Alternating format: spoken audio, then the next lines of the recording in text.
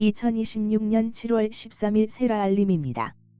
오늘의 주요 뉴스 8건을 전해드리겠습니다. 국회원 구성 협상 난항 17일 여야 협상 분수령 되나? 국회원 내 구성 협상이 여야 간 이견으로 난항을 겪는 가운데 17일 진행될 여야 협상이 향후 협상 전개를 가를 중요한 분수령이 될 것으로 보인다. 주요 쟁점에서 여전히 의견 차이가 크며 이번 협상에서 돌파구 마련 여부가 주목받고 있다. 상법 개정 1년, 상장사 84% 이사회 운영 변화. 대한상공회의소가 전국 상장기업 300곳을 대상으로 실시한 조사 결과 개정 상법 시행 1년 만에 84.3%의 기업이 이사회 운영 방식을 변경한 것으로 나타났다.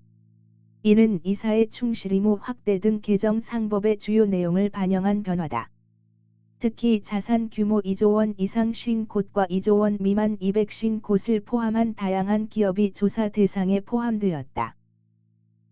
2026년 학예휴가 평균 3.8일, 기업 규모별 차이. 2026년 학예휴가를 실시하는 국내 기업의 평균 휴가 일수는 3.8일로 조사됐다. 한국경영자총협회가 5인 이상 601개 기업을 대상으로 실시한 2026년 학예휴가 실태 및 경기 전망 조사 결과 응답 기업의 88.6%가 학예휴가를 운영한 것으로 나타났다. 기업 규모별로 300인 이상 대기업은 65.5%가 5일 이상 휴가를 부여했으나 중소기업은 3일 휴가가 가장 일반적이었다. 1가정 양립지원제도 이용자 20만 명 돌파.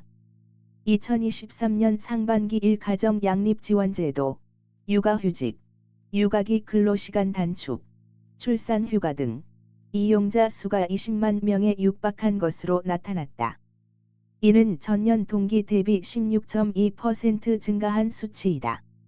특히 육아휴직급여 수급자는 10만 3,983명으로 사상 처음 10만 명을 넘었으며 남성 수급자 비율이 40%에 육박해 아빠 육아휴직 문화가 확산되고 있다.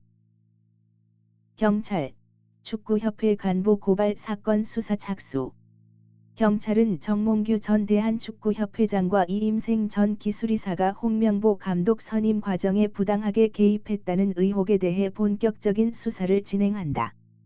서울경찰청 광역수사단은 고발기관인 시민단체 서민민생대책위원회를 대상으로 조사를 실시할 예정이며 수사 공정성 문제에 대해 국민들의 우려가 제기되고 있다. 여론조사에 따르면 경찰의 수사 과정에서 문제점이 발견될 경우 국민의 60% 이상이 검찰의 직접 수사를 지지하는 것으로 나타났다. 스카이 신입생 중 특목 자사고 출신 6년 만에 최소. 2026학년도 서울대 연세대 고려대 스카이 신입생 중 특목고 자사고 출신은 3,252명으로 집계되었다.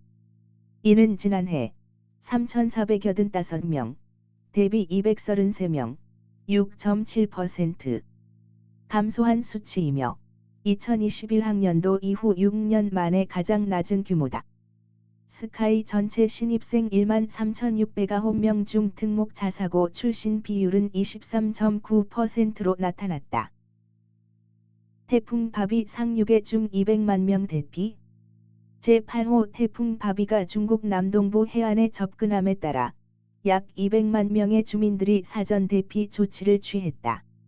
광둥성, 푸젠성 등 주요 지역에 강풍과 폭우 경보가 발효되었으며 항공 해상 교통이 일시 중단되는 등 피해 최소화를 위한 비상 대응 체계가 가동 중이다.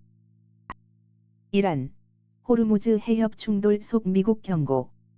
미국과 이란이 호르무즈 해협 통제권을 두고 다시 충돌한 가운데 이란의 모하마드 바게르 갈리바프 의회 의장이 미국을 향해 강한 경고 메시지를 전달했다. 갈리바프 의장은 SNS를 통해 일방적인 합의의 시대는 끝났다며 약속을 지키지 않으면 대가를 치를 것이라고 경고했다. 이는 최근 호르무즈 해협에서 양국이 상선 공격과 공습을 주고받은 데 따른 것으로 보인다.